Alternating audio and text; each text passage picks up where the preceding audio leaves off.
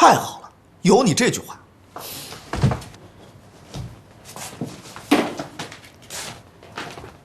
把这份合约签了。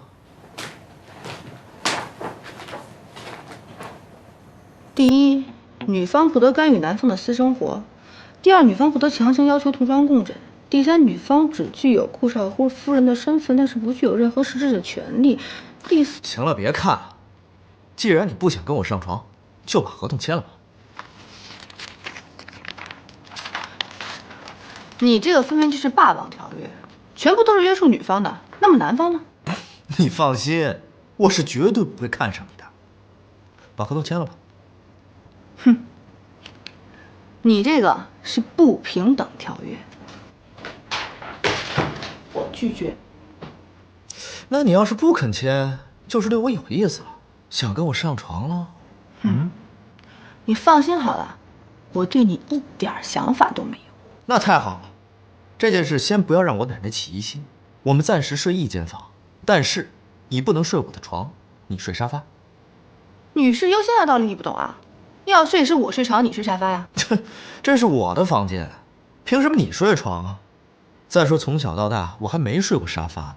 那我也不是睡沙发长大的呀。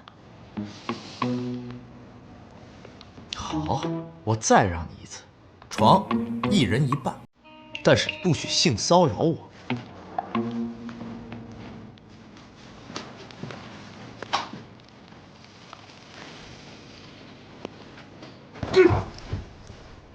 这什么鬼？分床神器。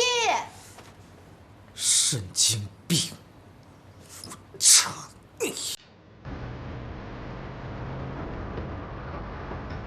喂，最近有什么情况没有？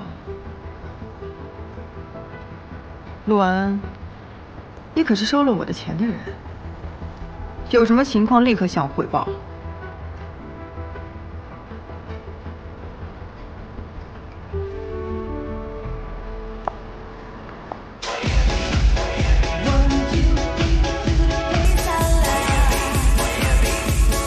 4个4，4个5，4个5，开，开！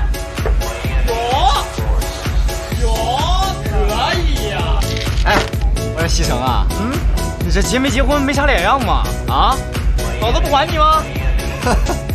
他怎麼能管得住我？該怎麼玩怎麼玩。好。